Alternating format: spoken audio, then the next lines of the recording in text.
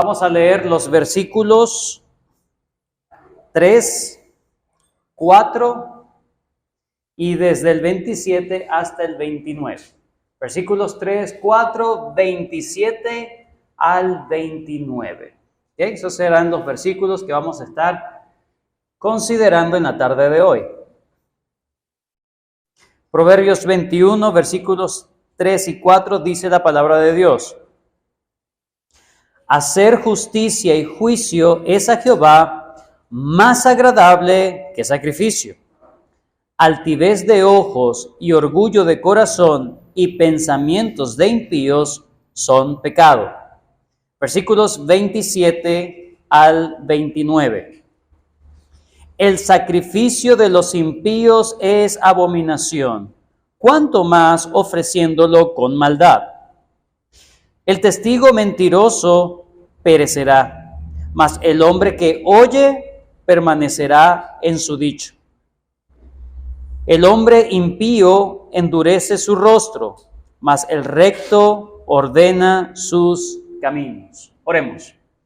Bendito Dios, venimos delante de ti. Hoy es un día para que tu iglesia, pues se ha convocado tu iglesia para orar.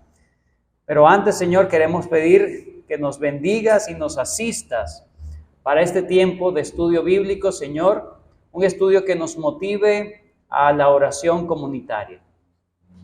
Gracias por este tiempo que podemos dedicar al estudio de los proverbios. Gracias por la serie que hemos estado teniendo miércoles tras miércoles en tiempo de oración, Señor, y que podemos aprender de tu palabra. Bendícenos cuando seguimos, Señor, estudiando estos proverbios, cada versículo, Señor, y que sea de bendición a nuestras almas, refrigerio, y que tú nos motives, Señor, a seguir orando y confiando en ti. Te damos muchas gracias en el nombre de Cristo Jesús. Amén. Amén.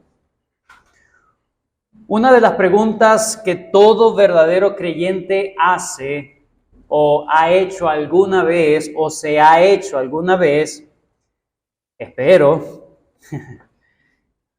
esta pregunta puede decir algo así. ¿Qué quiere Dios de mí? ¿Qué quiere Dios que yo haga?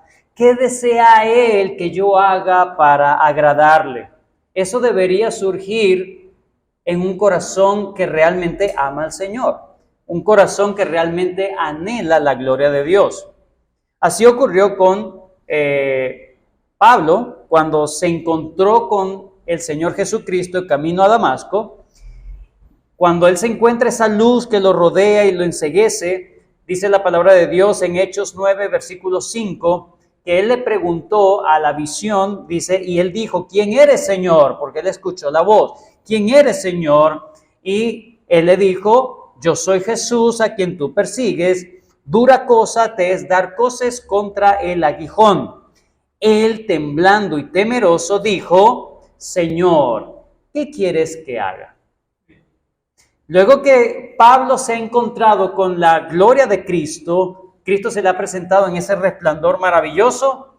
Pablo, la respuesta que tiene a esa visión de Dios es, ¿qué quiere que yo haga? ¿Cómo te puedo servir? ¿Qué quieres que haga para agradarte?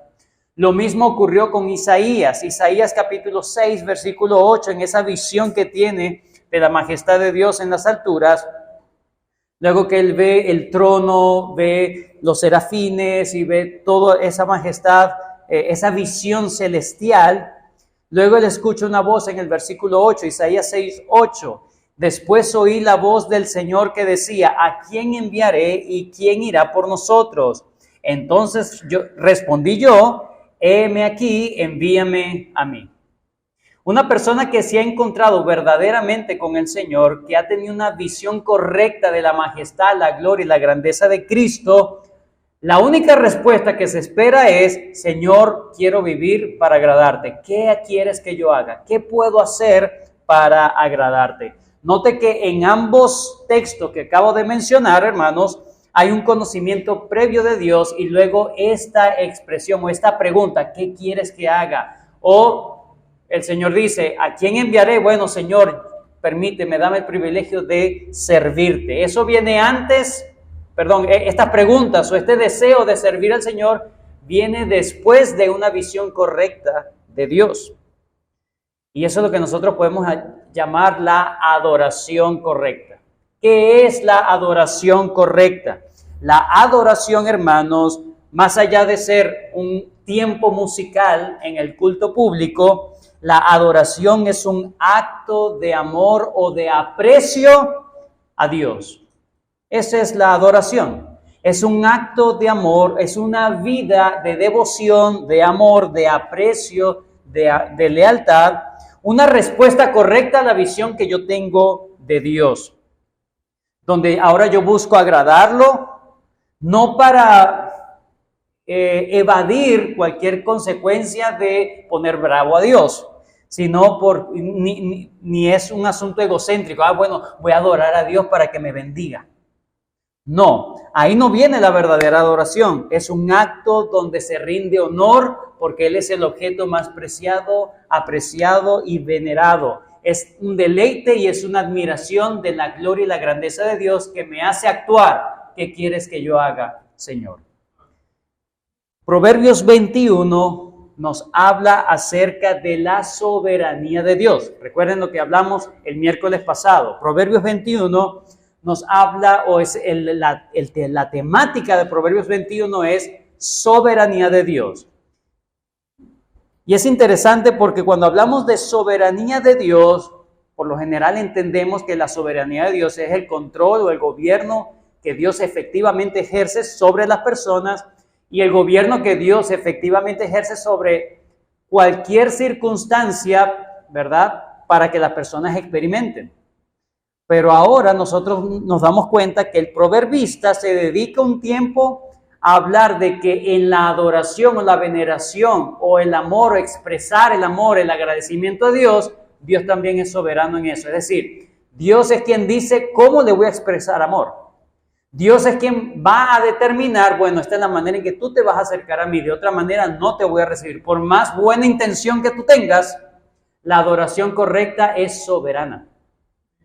Dios es quien dice cómo se van a acercar las personas delante de Él. Él es soberano aún en su adoración. Él tiene la prerrogativa de decir, así quiero que se me adore, y no con tus buenas intenciones o ideas fantásticas que se te puedan ocurrir. En síntesis, Proverbios 21, hermano, se une en cuanto a la adoración, se une al resto de la enseñanza de todas las escrituras que nos dejan claro que Dios no busca adoradores de buenas intenciones, sino que Dios quiere que le adoren como Él quiere ser adorado, en espíritu y en verdad.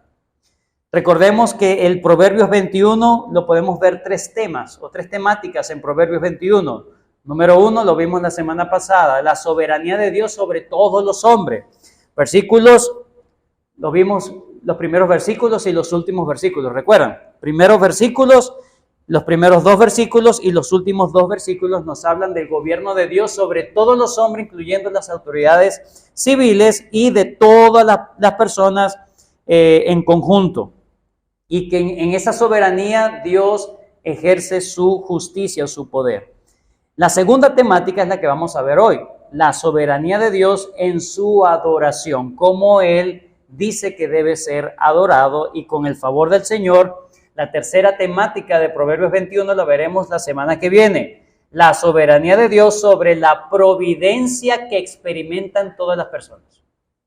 La soberanía de Dios sobre la providencia que experimentan todos los hombres. Vamos entonces a hablar acerca de la adoración. Dios es soberano en su adoración.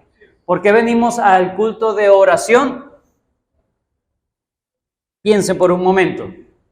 Porque si no, el domingo los pastores vuelven a decir, no vienen los miércoles de oración, entonces yo me siento mal. Entonces prefiero venir el miércoles de oración para que eso no me caiga a mí.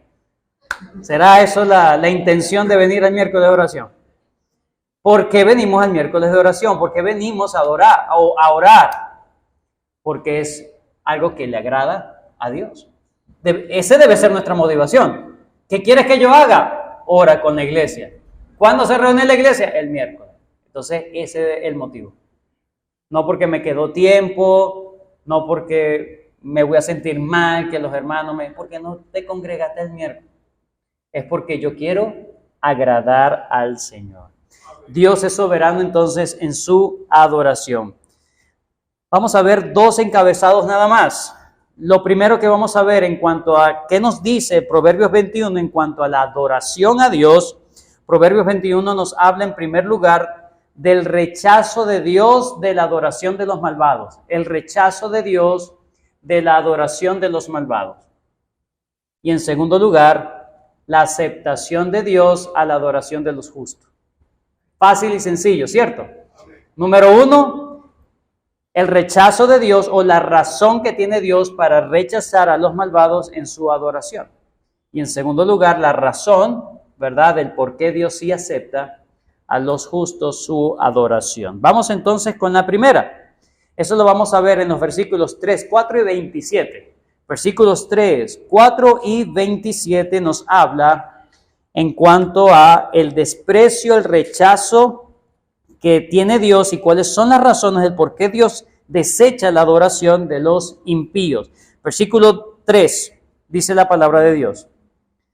Hacer justicia y juicio es a Jehová más agradable que sacrificio. Versículo 3. Hermanos, aquí no se está enseñando el desagrado de Dios por los sacrificios de la ley mosaica en ese momento. No está diciendo a Dios no le agradan los sacrificios. No, porque muchas personas agarran eso para decir, bueno, es que a Dios no le gustan las cosas externas, lo que yo haga, Dios solamente quiere mi corazón. Eso no es lo que está enseñando el texto. El texto dice, hacer justicia y juicio es a Jehová más agradable que sacrificio. Hay una consideración mayor cuando realmente hay una justicia y juicio en la vida de la persona. Muchos judíos agarraban los sacrificios externos de la ley mosaica como una forma de apaciguar su conciencia, como un pote de humo.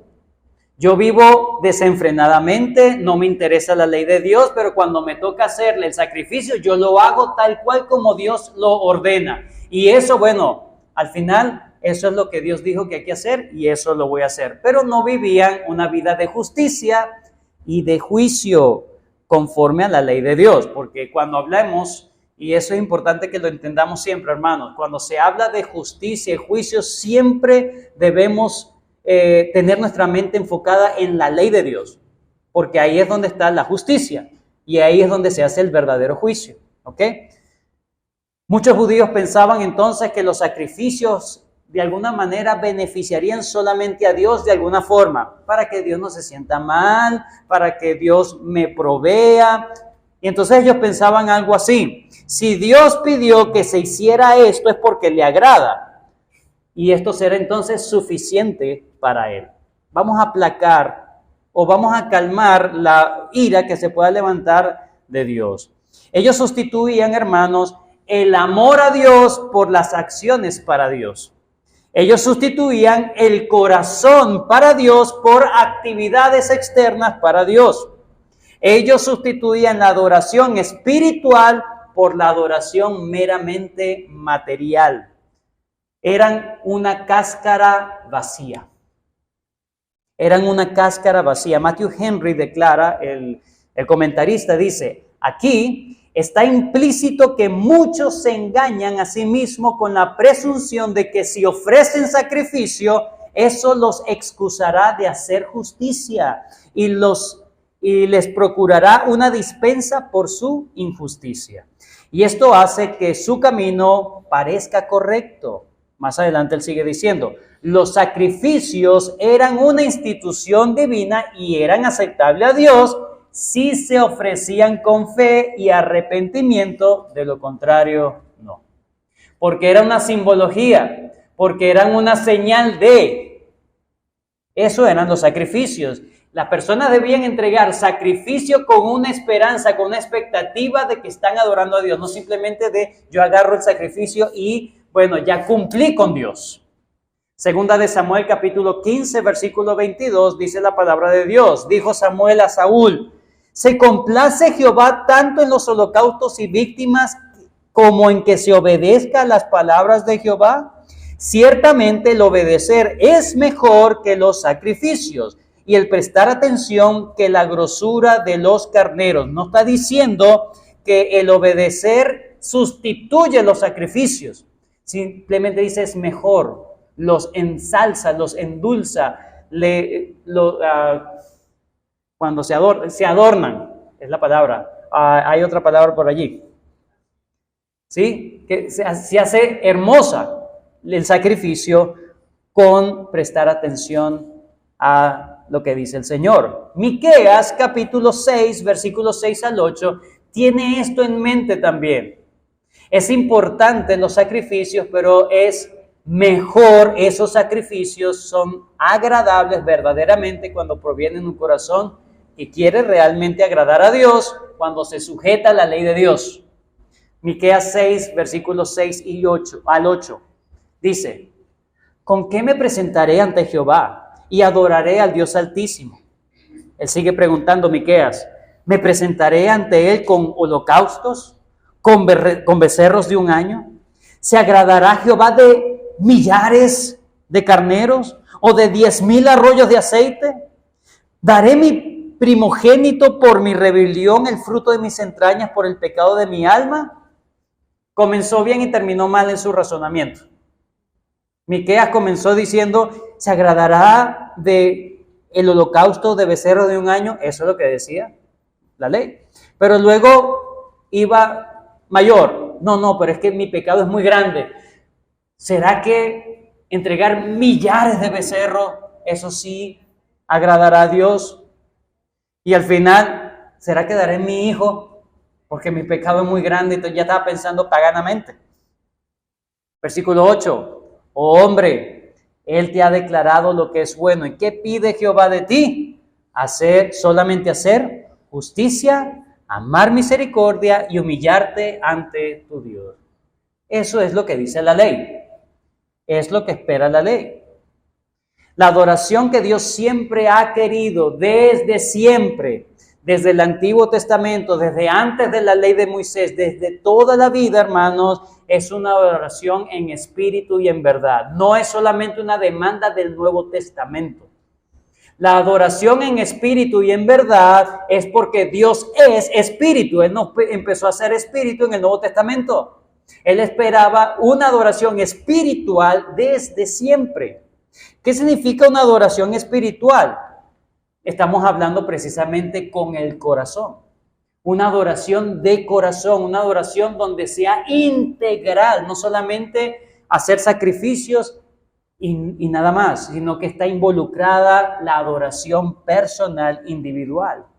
Isaías 66:2 dice, mi mano hizo estas cosas, así todas estas cosas fueron, dice Jehová, pero miraré al que es pobre y humilde en espíritu.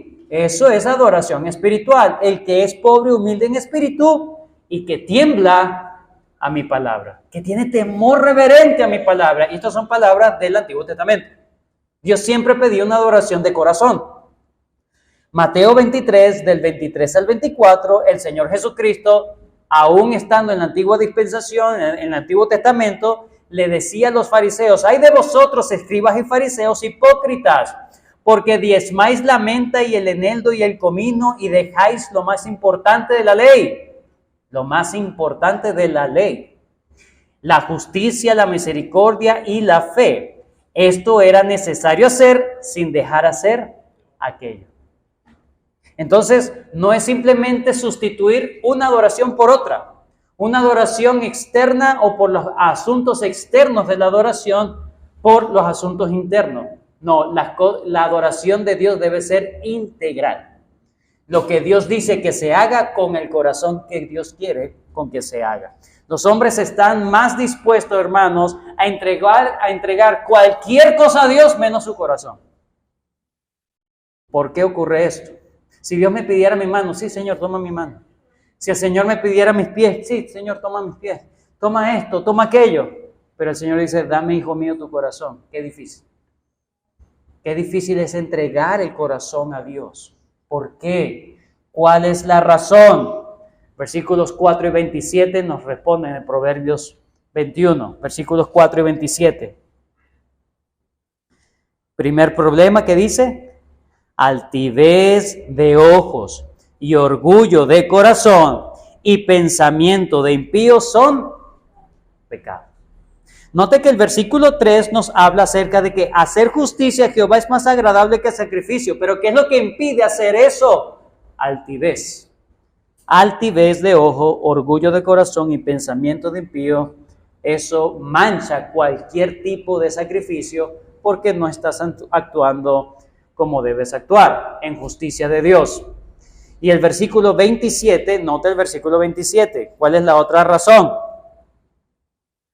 El sacrificio de los impíos es abominación. ¿Pero por qué? Y podemos realmente preguntarnos por qué. Si Dios demanda adoración de todas sus criaturas, ¿por qué Él, si demanda adoración de todo el mundo, porque a unos lo acepta y otros no? Hay aquí la respuesta, versículo 27. ¿Cuánto más ofreciéndolo con maldad? Una traducción también puede ser: cuánto más ofreciéndolo con malas intenciones. Con malas intenciones, no son las intenciones correctas. Pero hablemos rápidamente del versículo 4. Altivez de ojo, orgullo de corazón, pensamiento de impíos son pecado. George Lawson, el comentarista, dice: algunos traducen esta palabra así: la lámpara o prosperidad de los impíos es pecado. Allí donde dice el pensamiento de los impíos es pecado. Entonces también se puede traducir como, de hecho, la Nueva Versión Internacional dice: la luz de los malvados son pecado.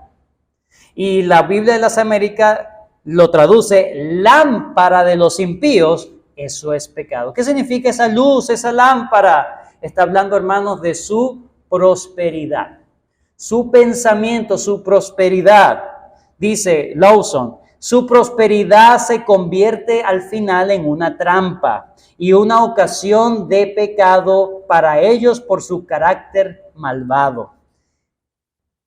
Ellos usan como un incentivo el orgullo y la impiedad, porque su vela brilla, hablando de la luz, su vela brilla, ¿verdad? Con ese brillo, pero piensan que nunca se apagará, piensan que siempre estarán en pie sin necesidad del sol de justicia. Ellos se confían en que les va bien económicamente, tienen buenas cosas. Entonces, bueno, eso los está engañando. La luz de los pensamientos: pero yo no estoy tan mal como aquel, yo no mato como aquel. Pero no haces lo que Dios te pide hacer. Se comparan a la luz de otras personas, pero nunca a la luz de la ley de Dios. Y ellos son orgullosos, altivos y arrogantes. Por eso es que no pueden hacer justicia, porque nunca miran a la ley de Dios, sino que ellos establecen su propia justicia. Esa es la razón por la cual Abel fue acepto delante de Dios y por la cual Caín fue desechado delante de Dios. Génesis capítulo 4, versículos 4 al 5 dice: y Abel trajo también de los primogénitos de sus ovejas, lo más gordo de ellas. Y es interesante este versículo que dice: y miró Jehová con agrado a Abel y su ofrenda. Su carácter, su corazón, las intenciones de su corazón y la ofrenda. Pero no miró con agrado a Caín y a la ofrenda suya. Ciertamente los comentaristas entienden que la ofrenda estuvo mal, pero esa ofrenda estuvo mal de Caín porque su corazón estaba mal. Miró con desagrado o no miró con agrado a Caín y a la ofrenda suya. Es decir, al final el corazón o endulza o realza el sacrificio o lo destroza delante de Dios. Por lo tanto, hermanos, la enseñanza aquí en estos 3 versículos: Dios es soberano en su adoración. Dios no va a aceptar cualquier cosa que tú le des. Dios va a aceptar lo que tú le des con el corazón que Él pide que tú le des.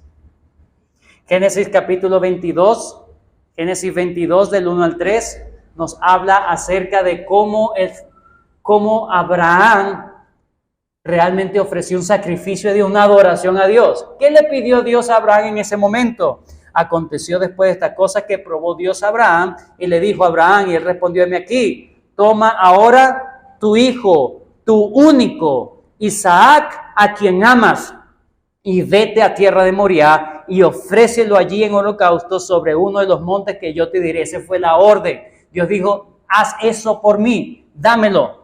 Aquel a que tú amas es tu único hijo. ¿Y qué hizo Abraham? Lloró toda la noche mientras iba peregrinando, ¿verdad? La Biblia no dice eso. La Biblia no dice eso. Es una imaginación poética. Abraham, hermanos, dice el texto, se levantó con diligencia, porque era lo que Dios le estaba pidiendo. Con diligencia. Abraham se levantó muy de mañana, enalbardó su asno y tomó consigo 2 siervos suyos y a Isaac su hijo, cortó la leña para el holocausto y se levantó y fue al lugar que Dios le dijo. Este es un hombre que realmente estaba adorando al Señor. Y no se nos habla, se nos habla de ese aspecto externo. ¿Qué quieres que yo haga? Bueno, haz esto. Exactamente hizo todo.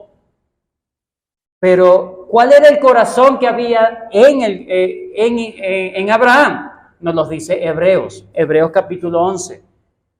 Hebreos capítulo 11. Estoy ilustrando esto, hermanos. Hebreos capítulo 11. Por cierto, Hebreos 11:6, ¿qué dice? Pero sin fe es imposible. Una persona que no tenga fe. No, es que ustedes son personas de fe. Yo tengo mucha fe. ¿Fe en quién? Sin fe es imposible agradar a Dios, porque es necesario que el que se acerca a Dios crea que le hay y que es galardonador de los que le buscan. Y luego en el mismo texto, Hebreos 11, nos habla de este episodio de Génesis 22. Versículo 7. Por la fe Abraham, cuando fue probado, ofreció a Isaac. Y el que había recibido las promesas ofrecía su unigénito, habiéndosele dicho: en Isaac te será llamada descendencia. Versículo 19 nos abre el corazón de Abraham, pensando que Dios es poderoso para levantar aún de entre los muertos, de donde en sentido figurado también lo volvió a recibir. Abraham fue con fe a hacer la adoración que Dios le pedía en ese momento. Dios luego le dijo: no lo mates, sino que yo voy a proveer el sacrificio. Jehová proveerá. Entonces, ¿cómo es ese Dios soberano que pide de nosotros una adoración en espíritu y en verdad? Siempre lo ha pedido, desde siempre. Y eso solamente lo podemos hacer en Cristo Jesús. Para terminar, versículos 28 y 29 es la segunda parte. La razón del por qué entonces Dios acepta la adoración de los justos. ¿Por qué Dios acepta la adoración de los justos y no la de los impíos? Bueno, si leemos al revés, por así decirlo, los versículos que hemos considerado hasta ahora, nos vamos a dar cuenta la gran diferencia entre la adoración de un incrédulo o un impío y la adoración de un justo. Leamos el versículo 3. Hacer justicia y juicio es a Jehová más agradable que sacrificio, altivez de ojos. Eso es algo que carece el que es justo. Él es humilde. Por eso él puede hacer justicia y juicio. ¿Qué más dice? Altivez de ojo, orgullo de corazón. A diferencia del contraste es el justo. Entonces, él no es orgulloso, no es altivo, no es altanero, no coloca sus propias reglas. Y dice, y pensamientos de impíos son pecado, pero en este caso el pensamiento de los justos no son pecado. Entonces, podemos decir que estos versículos también nos enseñan implícitamente la razón del por qué Dios sí acepta el sacrificio o la adoración de los santos o de los justos. Pero los versículos 28 y 29 son muy interesantes porque nos ayudan a entender mejor este asunto. Hermanos, los versículos 28 y 29 nos hablan de la vida práctica del creyente en contraste con la vida práctica del impío. ¿En qué sentido significa, o qué significa eso? Lo que se está diciendo es, mira la vida, cómo se conduce el justo, cómo se conduce el impío. Eso es una evidencia de cómo tiene el corazón cuando da adoración a Dios. Versículo 28. Versículo 28. El testigo mentiroso perecerá, mas el hombre que oye permanecerá en su dicho. El versículo 28 se enfoca en primer lugar en dar un ejemplo según la ley de Dios. ¿Cuál es la ley allí? 9º mandamiento. No dirás falso testimonio contra tu hermano. ¿Ok?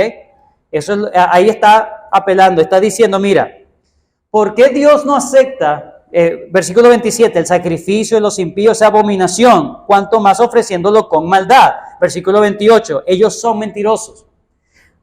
El testigo mentiroso, que dice, perecerá. El versículo 28 nos quiere demostrar con un ejemplo para que veamos a la luz de la ley de Dios cómo es la vida de un impío y cómo es la vida de un justo. El impío sistemáticamente está quebrantando la ley de Dios aún en lo más mínimo, diciendo falso testimonio. En la ley de Moisés, decir falso testimonio era penalizado con la muerte.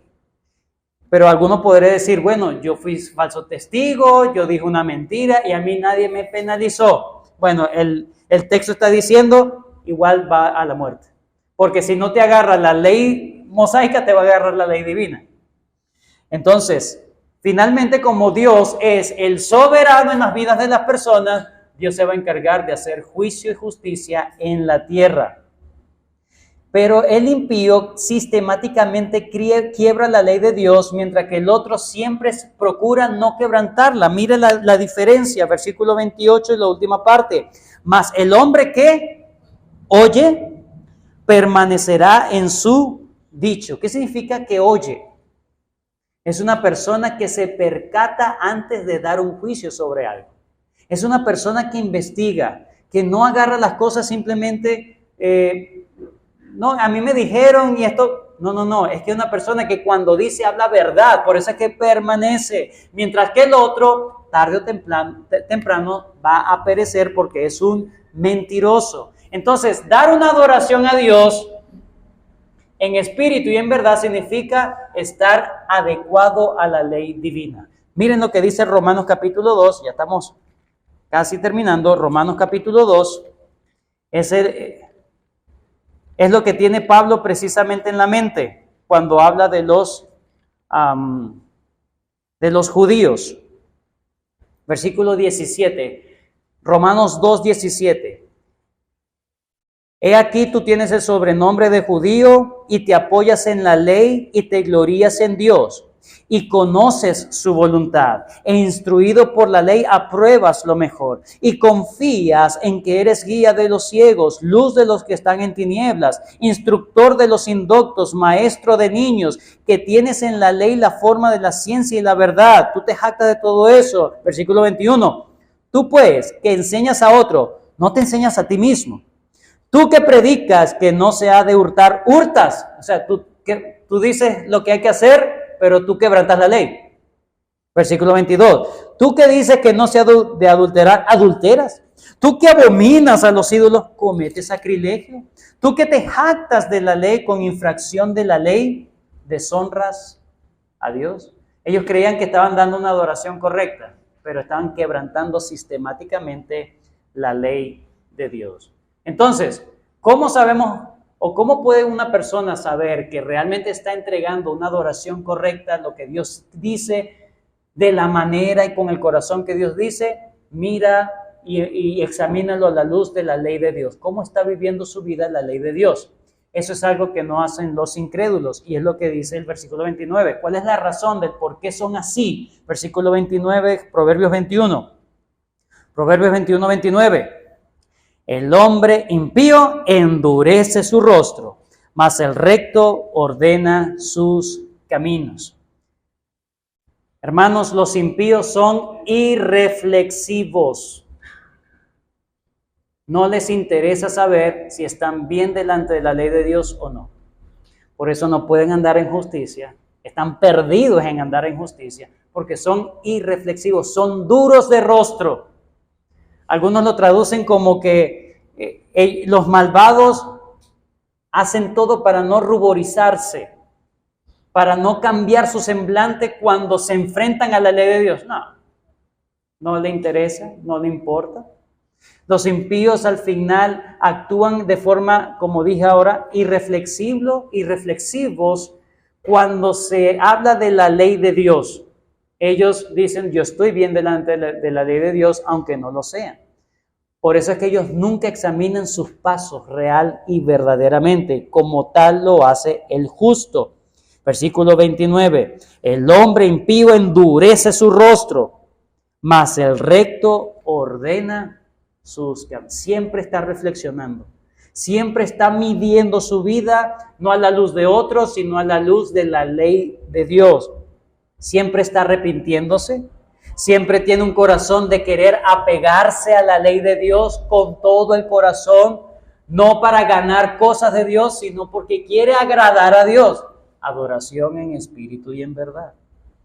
Esa es la razón por la que Dios, aunque demanda adoración de todo el mundo, recibe solo de unos y de otros los rechaza.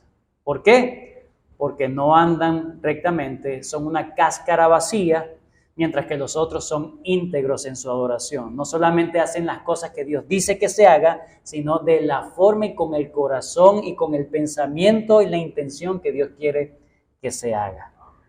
En conclusión, hermanos, Dios pide adoración de todo el mundo. Pero el hecho de que Él demande soberanamente adoración de todo el mundo, Él dice cómo es la forma, en espíritu y en verdad. Y así va a acusar a las personas de no adorarlo en espíritu y en verdad. Y alguno puede decir, pero si estamos en un mundo caído, ¿cómo puedo adorar en espíritu y en verdad si yo no tengo la capacidad? Bendito sea el Señor Jesucristo. Bendito sea el nuevo pacto que nos circuncida el corazón, para que podamos amar a Dios de corazón. Efesios capítulo 1, versículos 5 y 6 dice, en amor habiéndonos predestinado para ser adoptados hijos suyos por medio de Jesucristo, según el puro afecto de su voluntad, para alabanza de la gloria de su gracia, con la cual nos hizo aceptos en el amado. Solo los que están en el nuevo pacto, los que están en Jesucristo, tienen la bendición de poder y la capacidad de adorar a Dios en espíritu y en verdad. Como ese Dios soberano demanda, Dios por su Espíritu Santo nos da la capacidad, no solamente de dar adoración como Dios quiere que adoremos.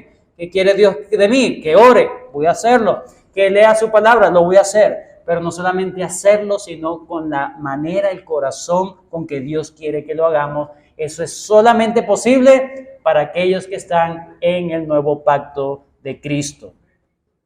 Pero el hecho de que somos aceptos delante de Dios por estar en Cristo, no estamos exentos en darle la adoración y esforzarnos en dar una adoración verdaderamente aceptable delante de Dios.